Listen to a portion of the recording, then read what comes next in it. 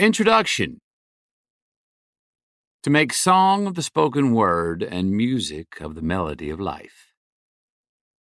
To put rhyme to the rhythm of the hands of time.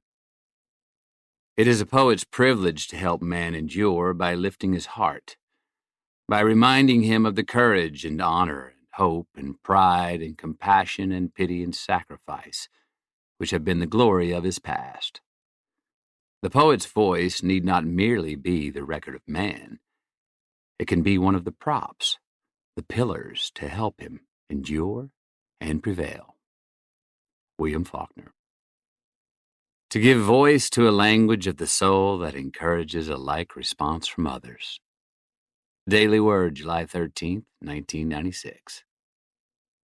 It's all a poem, if the letters in the alphabet are in a certain order. I've always relied on logic to make sense of myself and the world. A prescriptionist at heart, I've always looked to reason to find the rhyme, the practical to get to the mystical, the choreography to find the dance, the proof to get to the truth, and reality to get to the dream. I've always believed that art emulates life, not the other way around. I've been finding that tougher to do lately. It seems to me the facts have become unreliably overrated. So many of us today are out to prove that the truth is just an outdated nostalgic notion, that honesty, along with being correct and right, is now a diluted currency in our cultural economy. With an epidemic of half-cocked logic and illusions being sold as sound conclusions, it's more than hard to know what to believe in. It's hard to believe. But I don't want to quit believing. And I don't want to stop believing in humanity, you, myself, our potential. I'm not ready to concede that entertainment and misinformation are now our garden of knowledge, that lies are just what we tell each other, especially ourselves, that trust is no longer the coin of the realm, that doubt's worth more than hope, that there's no difference between dreams and illusions. I'm not ready for my conscience to retreat.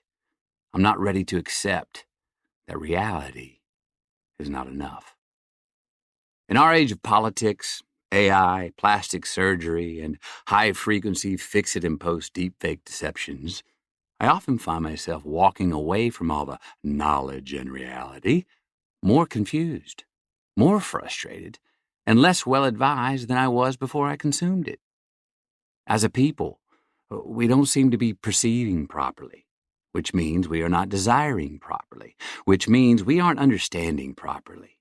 And as long as we don't understand properly, we're not going to act properly. Like most of us, I'm trying to navigate and adapt as shrewdly as I can to our changing times, to understand where I fit in, where I don't, define what I stand for and what I won't.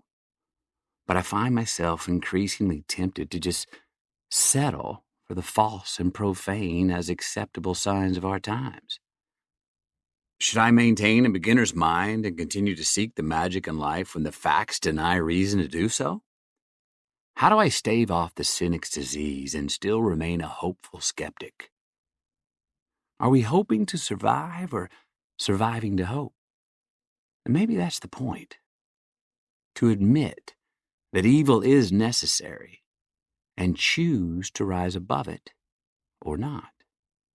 To admit the ugly facts and untruths all around and inside us and still believe. I think that is the point. As an optimist and a believer, I'm a man of strong spirit and great faith.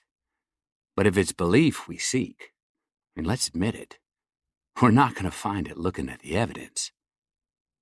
So, enough with the academic and mathematic equations that aren't adding up. I think it's time for us to flip the script on what's historically been our means of making sense, and instead open our aperture to enchantment and look to faith, belief, and dreams for our reality.